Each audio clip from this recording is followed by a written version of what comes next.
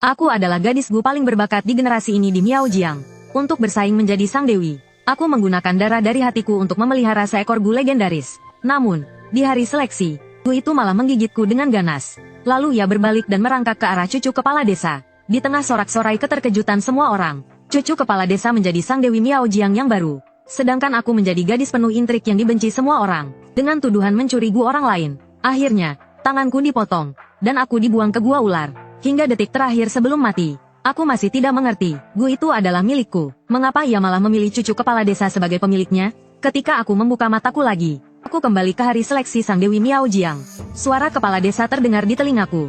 Seleksi sang dewi sudah dekat. Di antara gadis-gadis muda yang berpartisipasi kali ini, kau yang paling berbakat. Sayangnya, cucuku hanya memiliki bakat rata-rata. Jika saja dia memiliki setengah dari bakatmu, aku sudah puas. Baru saja aku terbangun dari rasa sakit akibat dimakan hingga mati. Dadaku penuh emosi dan mataku memerah. Kepala desa mengira aku gugup, dan menepuk bahuku dengan penuh semangat dan pujian. Zuking, kau adalah pemelihara Gu terbaik di desa kita. Beberapa waktu ke depan, pastikan kau memelihara Gu yang baik. Kau pasti bisa menjadi sang dewi Miaojiang berikutnya. Aku menahan gemetar tubuhku, dan rasa jijik yang membuatku ingin menepis tangannya. Aku tersenyum padanya, Tuan Danli, aku akan berusaha keras. Namun, apa yang tidak dia tahu adalah, aku akan berusaha keras untuk mencari tahu kebenaran dari kehidupan sebelumnya. Di kehidupan sebelumnya, setelah mendengar kata-kata Danli ini, aku segera pulang dan mulai membaca kitab-kitab kuno. Di sana tertulis bahwa Gu yang dipelihara dengan darah hati, akan menjadi yang paling setia dan memahami pemiliknya. Maka, aku pun menahan rasa sakit setiap hari untuk memberi makan Gu dengan darah hatiku. Gu itu tumbuh dengan sangat baik, tidak hanya memiliki daya serang yang sangat kuat, tetapi juga memahami suasana hatiku. Biasanya, Gu hanya mendengarkan perintah pemiliknya. Tetapi Gu milikku ini tidak memerlukan perintah. Dia dapat membaca isi hatiku dan bertindak sendiri. Gu tingkat tinggi seperti ini disebut asteris Gu penyanyang asteris. Sudah ratusan tahun sejak desa ini memiliki Gu penyanyang. Pada hari seleksi sang dewi Miaojiang, aku datang dengan penuh percaya diri membawa Gu penyanyang, berharap untuk membuat semua orang terpesona. Namun, saat tutup wadah dibuka, ular berbintik yang tumbuh dari darah hatiku, malah menggigit pergelangan tanganku, dan Meng muncul dengan senyuman lebar, mengangkat ular berbintik itu dan berkata, aku bertanya-tanya kemana Gu penyayangku pergi. Ternyata kau mencurinya, tapi kau tidak menyangka, kan? Gu penyayang ini memahami isi hatiku dan menyerang pencuri. Terdengar kabar bahwa Dan Meng berhasil memelihara Gu penyayang yang sudah ratusan tahun tidak ada. Orang-orang dari desa segera berdatangan. Mereka semua ingin melihat Gu tingkat tinggi tersebut. Sementara tubuhku melemah akibat racun. Aku terjatuh tanpa daya, ketika semua orang memberi selamat kepada Dan Meng karena menjadi sang dewi Miaojiang. Mereka tidak lupa menginjakku dengan kejam. Salah seorang berkata dengan cemooh, aku pikir dia gadis jenius. Ternyata hanya seorang pencuri. Sungguh lucu. Zuking, apa yang kau curi, Gu penyanyang? Nasib buruk sekali. Ya, tapi sang dewi yang baru memang luar biasa. Dia berhasil memelihara Gu penyanyang yang sudah ratusan tahun tidak ada. Kata-kata itu seperti pisau tajam. Orang-orang yang sebelumnya tertutupi oleh prestasiku, sekarang dengan bebas melampiaskan rasa iri mereka padaku. Bertahun-tahun usahaku sejak kecil, akhirnya hanya dijuluki sebagai pencuri yang ringan. Itu mencapku di tiang penghinaan untuk selamanya. Air mataku jatuh. Aku ingin menjelaskan, tapi racun telah melumpuhkan tubuhku. Aku tidak bisa mengucapkan sepatah kata pun. Dan Meng memandangku dengan tatapan meremehkan, lalu berpura-pura baik hati sambil memotong kedua tanganku sendiri.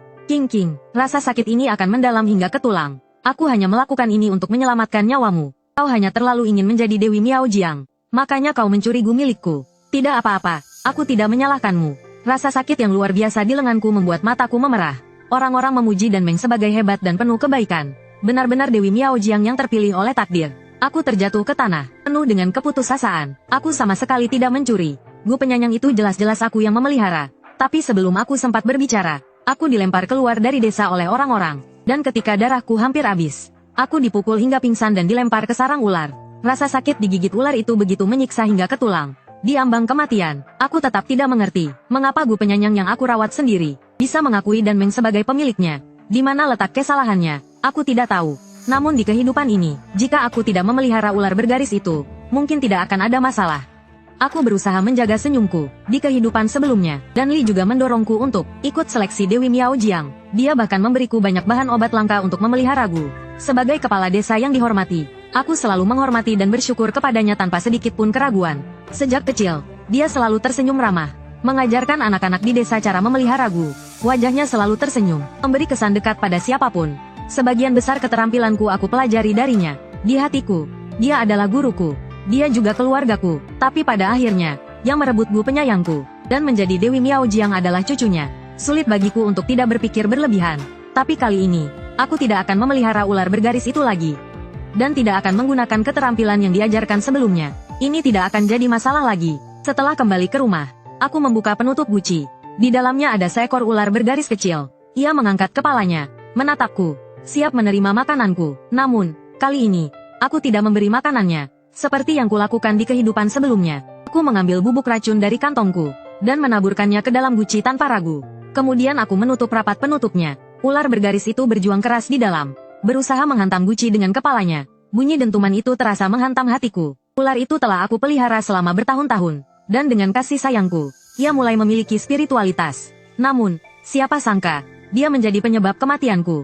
Aku merasa ragu. Namun, ketika aku mengingat rasa sakit dari kematianku sebelumnya, aku menguatkan hati. Bubuk racun itu bahkan tidak memiliki penawar. Begitu masuk ke dalam guci, ular bergaris itu pasti mati. Pada titik ini, aku tidak punya jalan kembali. Aku tidak ingin mengulangi tragedi masa laluku. Keputusanku semakin mantap. Melihat guci itu berhenti bergetar, aku membuka penutupnya setelah beberapa saat. Ular bergaris itu telah meringkuk, tak lagi bernyawa. Melihatnya, aku menghela napas panjang. Kali ini, kita lihat bagaimana Danmeng mencuri guku. Setelah mengubur ular itu, aku membawa keranjang, mengenakan pakaian yang ringan, dan berjalan menuju pegunungan. Di kehidupan sebelumnya, aku sering mengambil risiko besar untuk memetik obat. Aku masih ingat ketika menemukan cendawan pencuci sumsum. Aku melihat seekor laba-laba hijau yang sangat istimewa. Namun, karena fokusku saat itu pada ular bergaris, aku tidak membawanya pulang. Di kehidupan ini, aku memutuskan untuk mengganti guku. Jika aku bisa memelihara gu penyanyang pertama, aku pasti bisa memelihara yang kedua. Dengan cepat, aku menemukan laba-laba hijau itu. Melipat tubuhnya, gemetar di dalam semak-semak. Aku perlahan mengelus tubuhnya untuk menenangkannya, lalu memasukkannya ke dalam pelukanku. Demi kehati-hatian, aku tidak menggunakan guci biasa yang biasa kupakai. Aku juga tidak memberinya makanan mahal, apalagi memberinya darah dari hatiku. Aku bahkan tidak membawa laba-laba hijau itu pulang. Sebaliknya, aku mencari sebuah gua di pegunungan, dan tinggal di sana sementara waktu. Berbeda dari cara memelihara sebelumnya, aku sangat hati-hati dengan setiap detail. Aku memasang 3 atau 4 lonceng jebakan di pintu masuk gua, sehingga jika seseorang mendekat, aku akan segera mengetahuinya. Bahkan saat tidur, aku tetap waspada agar tidak ada yang melakukan sesuatu. Begitulah, aku dan laba-laba hijau tinggal di sana selama 2 minggu. Namun, ketika pakaianku tersangkut cabang pohon dan robek, aku harus pulang untuk mengganti pakaian. Namun, saat melewati hutan, aku mendengar suara 2 orang dari desaku berbicara tentangku. Kamu pikir Zuking akan memelihara gu seperti apa kali ini? Di generasi kita, hanya dia yang layak menjadi dewi. Siapa yang tahu, Zuking sudah 2 minggu tidak kembali ke desa. Mungkin dia sedang berusaha keras. Benar, ku dengar Danmeng yang tidak terlalu berbakat itu sepertinya memelihara laba-laba hijau. Tapi aku belum pernah melihatnya menunjukkan kepada orang lain. Ketika kedua orang itu pergi, pembicaraan mereka perlahan memudar. Aku terpaku di tempat. Laba-laba hijau, di kehidupan sebelumnya aku memelihara ular bergaris. Dan dia juga. Di kehidupan ini aku memelihara laba-laba hijau. Dan ternyata Danmeng juga memelihara laba-laba hijau. Ada begitu banyak jenis gu yang bisa dipelihara. Mengapa Danmeng memelihara yang sama denganku? Adakah kebetulan seperti itu di dunia ini? Aku tidak percaya. Di kehidupan sebelumnya aku diracuni. Tidak punya kesempatan untuk menjelaskan. Dan Danmeng mengatakan bahwa ular bergaris itu miliknya. Ditambah lagi, Dan Li yang dihormati juga membenarkan. Aku tidak bisa berbicara, hanya bisa menggeleng dengan keras. Namun Dan Li berkata, jika kau mengakui mencuri, aku akan memberimu obat untuk menghilangkan racun ular. Namun, aku hanya bisa keras kepala menggeleng. Orang-orang di sekitar menunjuk dan mencaci maki saya. Bukti ada, saksi ada, masih tidak mau mengaku juga? Gadis jenius katanya, menurutku dia pencuri jenius, hanya bisa mencuri gu orang lain. Air mata saya mengalir, jari saya gemetar, berusaha membuka pakaian saya untuk menunjukkan bekas luka di dada saya. Namun Danmeng bergerak cepat, dia menendang tangan saya, dia bahkan menunjukkan bekas luka di dadanya sendiri sambil menangis. Ku setiap hari memberi makan gu ini dengan darah hatiku, butuh waktu lama untuk memelihara gu ini. Aku tahu, King, kau memang jenius, aku hanya berbakat biasa saja. Tapi kau tidak seharusnya mengambil gu yang sudah kupelihara begitu lama. Dia menangis dengan wajah yang sangat menyedihkan, membuat semua orang merasa kasihan pada Danmeng. Mereka mengatakan saya iri hati, tidak tahan melihat orang lain sukses. Seolah setiap langkah saya diawasi oleh mereka. Memikirkan ini, air mata saya terus mengalir. Hanya karena seekor laba-laba hijau, aku tidak akan memeliharanya lagi. Mata saya mulai gelap, tangan saya masuk ke dalam pakaian. Segera terdengar suara patah yang tajam. Saya dengan paksa menghancurkan laba-laba hijau yang telah saya pelihara selama setengah bulan. Lalu, dengan tatapan tenang, saya pulang ke rumah. Saya duduk di rumah memikirkan segalanya selama beberapa jam. Saya memutuskan untuk mencoba metode paling tradisional, Metode ini adalah cara asli dari suku Miao dalam memelihara Gu. Namun, seiring perkembangan suku Miao, sudah sangat lama tidak ada yang menggunakannya. Saya memilih puluhan jenis serangga Gu, lalu memasukkannya ke dalam baskom besar dan menutupnya rapat-rapat. Saya menunggu hingga hanya satu Gu yang bertahan. Ratusan jenis serangga Gu yang saya pilih secara acak. Setiap satu berbeda jenisnya. Saya bahkan tidak tahu yang mana yang akan bertahan terakhir. Kali ini, Gu yang saya hasilkan pasti berbeda dari milik Dan Meng. Atau setidaknya, Gu ini tidak akan mengakui Dan Meng sebagai tuannya. Dengan penuh antusias, saya menunggu selama beberapa hari, hingga suara dari dalam baskom semakin lemah. Dan akhirnya terdengar suara pelan. Saya perlahan membuka tutup baskom itu. Di dalam kekacauan itu, hanya tersisa satu Gu yang utuh. Bentuknya aneh, seperti kombinasi dari berbagai jenis serangga. Penampilannya adalah yang paling menakutkan yang pernah saya lihat. Namun, saya merasa sangat senang. Segera, saya memberinya darah dari hati saya, karena Gu ini unik, dan hanya milik saya seorang. Saya merawatnya dengan sangat hati-hati. Saya selalu membawanya di dada saya, melindunginya dari siapapun yang mungkin melihatnya.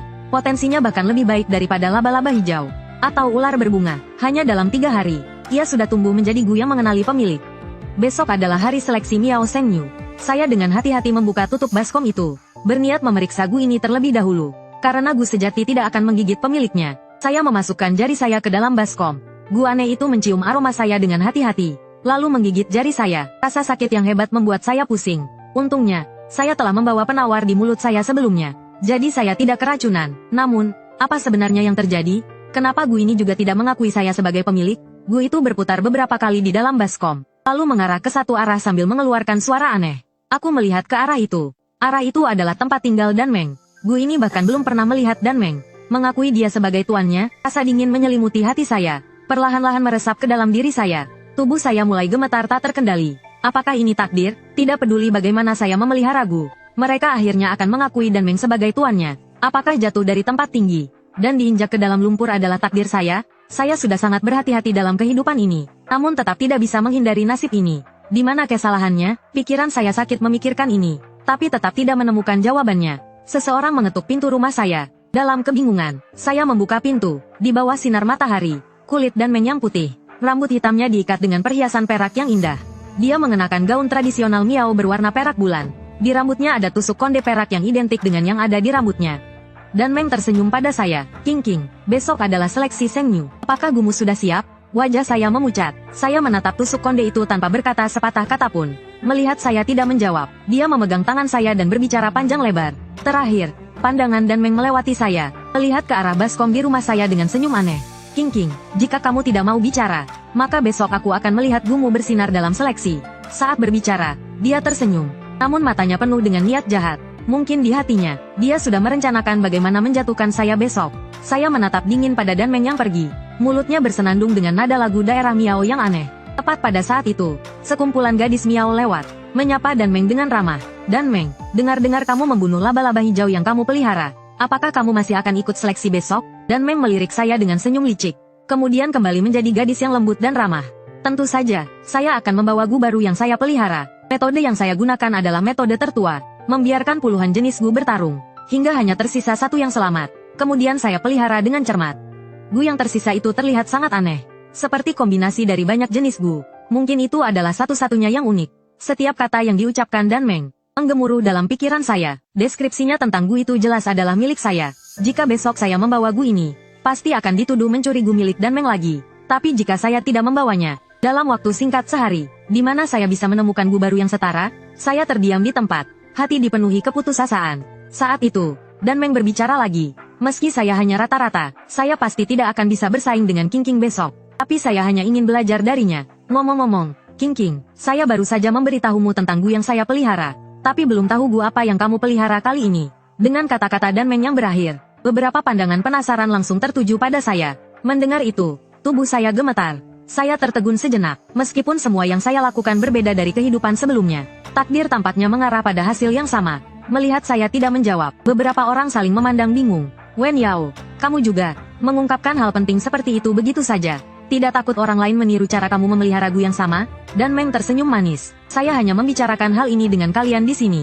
King begitu hebat, tidak mungkin akan meniru metode kecil saya yang biasa ini untuk memelihara Gu, kan? Lagi pula, King adalah pemelihara Gu terbaik di desa kita.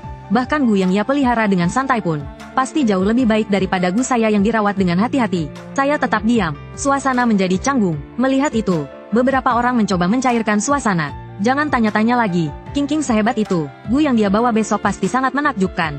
Melihatnya sebelumnya tidak sopan, kan? Oke, ayo kita pergi dulu. Setelah beberapa orang pergi bersama-sama, dan Meng juga melambaikan tangan pada saya. King, sampai jumpa besok ya. Wajahnya terlihat tulus, tetapi nadanya penuh kebencian. Saya langsung menutup pintu dengan keras. Wajah saya memucat. Lalu saya menuangkan racun yang mematikan ke dalam wadah. Gu pengenal hati di dalamnya meronta-ronta, tetapi segera mati dengan mata tertutup. Melihat itu, hati saya merasa puas dengan dendam saya. Saat ini, pemilik Gu itu, dan Meng, pasti juga merasakan penderitaan. Meskipun hanya sebagian kecil, itu cukup membuatnya tidak nyaman. Saya memaksa diri saya untuk tenang, lalu membawa wadah baru ke rumah Danli. Halaman rumahnya dipenuhi banyak orang, seperti sedang mendiskusikan sesuatu. Ketika Danli melihat saya, dia langsung tersenyum hangat. King, kenapa kamu tidak di rumah mempersiapkan Gu untuk seleksi besok? Kenapa punya waktu untuk kesini? Mendengar itu, mata saya sedikit memanas. Kalau saja kasih sayangnya pada saya itu nyata, alangkah baiknya. Sejak kecil, saya kehilangan kedua orang tua, dan saya menganggap Danli sebagai kakek saya sendiri. Untukku membuatkan pin perak itu, tapi hari ini aku baru menyadari, di kepala Dan Meng ternyata juga ada pin perak yang sama persis. Jika Danli menggunakan metode rahasia untuk memanipulasi kedua pin perak itu, semua ini akan masuk akal. Lalu aku mulai merencanakan cara untuk diam-diam mengambil pin perak itu, dan menggunakannya untuk memelihara Gu. Danli, aku tidak akan memelihara Gu lagi. Aku akan pergi ke gunung untuk bertapa. Semua orang yang hadir langsung terkejut mendengar itu. Mereka tidak mengerti kenapa orang yang paling mungkin menjadi suci memutuskan untuk menyerah. Tidak menunggu Danli menjawab, aku berbalik dan pergi. Lalu langsung masuk ke gunung. Aku menemukan gua yang paling tersembunyi di dalam gunung. Lalu menutup pintu gua dengan batu yang kokoh. Penduduk desa menganggap aku gila ketika mendengar ini. Pada saat seperti ini malah memilih untuk bertapa, bukan memelihara Gu. Tapi di dalam hatiku ada rasa puas yang rahasia. Yang ini, mari kita lihat bagaimana Dan Meng akan menuduhku mencuri Gunya. Di dalam gua, ketika aku baru melepas pakaian, aku mendengar suara Danli di luar. King, anakku, apa yang sedang kamu lakukan? Besok adalah hari seleksi suci. Kenapa kamu memilih bertapa sekarang?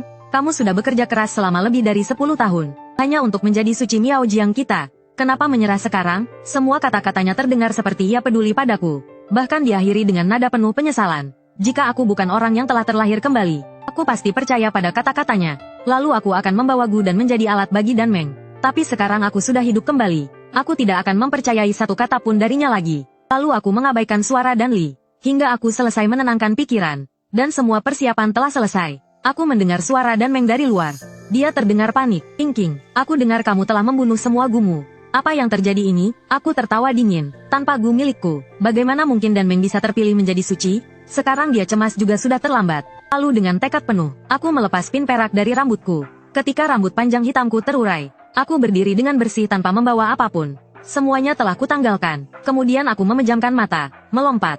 Dan dengan begitu, aku melompat ke dalam lubang ular. Keesokan harinya, aku muncul di altar desa dengan membawa ular hitam kebiruan. Saat itu, di altar, Dan Meng sedang memamerkan Gunya, dan bertanding dengan Gu milik gadis lain. Aturannya sederhana, Gu yang memakan Gu lainnya lebih dulu menang. Dan Gu tingkat atas seperti Gu pemahaman hati, yang sudah ratusan tahun tak pernah dibesarkan, pasti akan menang. Tetapi kali ini, aku membunuh Gu pemahaman hati. Jadi Dan Meng harus menggunakan Gu lainnya untuk bertanding secara adil. Lawannya kali ini adalah seorang gadis yang juga berbakat meskipun masih di bawahku. Dia membawa Gu 5 racun. Kombinasi 5 serangga berbisa dengan kekuatan besar. Saat itu, Gu 5 racun sedang melahap Gu siput milik Dan Meng. Wajah Dan Meng pucat, tetapi ketika dia melihatku di bawah altar, senyum kembali menghiasi wajahnya. Lalu dia berteriak, aku belum kalah, aku masih memiliki Gu ular hitam. Ketika Dan Meng mulai menyanyikan lagu untuk memanggil Gu, ular hitam kebiruan di tanganku tiba-tiba melompat ke arahnya. Aku terkejut dan putus asa. Kenapa ini tetap terjadi? Ular hitam kebiruan yang kubesarkan sendiri dari awal masih saja menganggap Dan Meng sebagai tuannya. Apakah aku benar-benar tidak bisa melawan takdir? Saat ular hitam kebiruan mendekati Dan Meng, ia menggosokkan kepalanya ke tangan Dan Meng, kemudian melahap Gu 5 racun dengan satu gigitan. Orang-orang di bawah altar terpana. Ular itu menang telak. Dan Meng tersenyum bahagia. Dia memeluk ular hitam kebiruan itu dan berkata, ular ini minum darah dari hatiku siang dan malam. Ini adalah Gu terbaik yang pernah kubesarkan. Orang-orang mulai berbicara satu sama lain. Bukankah katanya Dan Meng biasa saja? Bagaimana dia bisa memelihara Gu sekuat ini? Gu ini hampir mencapai tingkat Gu pemahaman hati. Bahkan King yang jenius pun tak bisa melakukannya. Hebat sekali. Sepertinya Dan Meng akan menjadi suci berikutnya. Senyum di wajah Dan Meng semakin cerah. Lalu dia menunjuk ke arahku dan berkata, King, aku begitu mempercayaimu. Tapi kenapa kamu mencuri gu hitam kebiruanku? Orang-orang mulai berbisik. Ular hitam itu tadi memang keluar dari tangan King. Namun, dia selalu pandai memelihara gu. Bagaimana bisa dia mencuri gu milik Dan Meng? Jika Dan Meng menjadi suci, mencuri gu dari suci bisa jadi masalah besar. Sekali lagi, hanya dengan klaim gu mengenali tuannya dan tuduhan Dan Meng, mereka bisa menjatuhkan kehormatanku dengan tuduhan mencuri. Namun sayang sekali, kali ini Dan Meng akan kalah. Berikutnya aku tersenyum, melangkah ke altar dan berkata dengan tegas, aku di sini untuk seleksi suci Miao Jiang. Aku belum naik ke panggung. Bagaimana Dan Meng sudah jadi suci? Mendengar perkataanku, Dan Meng tetap tenang. Dia bertanya dengan santai, King, sepertinya kamu tidak punya gu untuk berkompetisi. Jangan mengacau di sini. Benar saja, Dan Meng bisa merasakan semua gu yang aku pelihara. Sekarang aku memang tidak punya satupun gu. Namun, aku bisa menjadikan diriku sebagai gu. Lalu aku membuka mulut, tersenyum, menunjukkan taring khas ular. Melihat taring di mulutku, wajah Dan Meng langsung pucat. Dia mundur selangkah, matanya penuh ketakutan. Kamu, Zuking, kamu gila. Aku melangkah mendekatinya, tersenyum dengan langkah menggoda. Ya, aku gila. Aku melompat ke lubang ular, menjadikan diriku gu terbesar. Meskipun aku tidak tahu apa yang kamu lakukan untuk mencuri semua gu milikku. Tapi sekarang, gu ini akan membalik menyerang tuannya. Kemarin, berdiri di dekat lubang ular, kakiku gemetar. Aku mati di sana di kehidupan sebelumnya. Kemarin aku melompat ke sana lagi dengan sukarela. Bagaimana aku bisa tidak takut?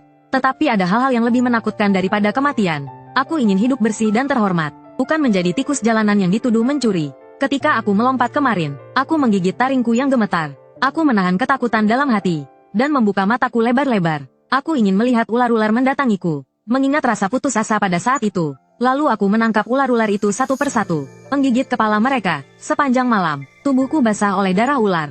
Aku lahir kembali dari darah itu. Ketika aku terlepas dari kenangan malam itu, aku tersenyum. Wajahku penuh pesona seperti ular.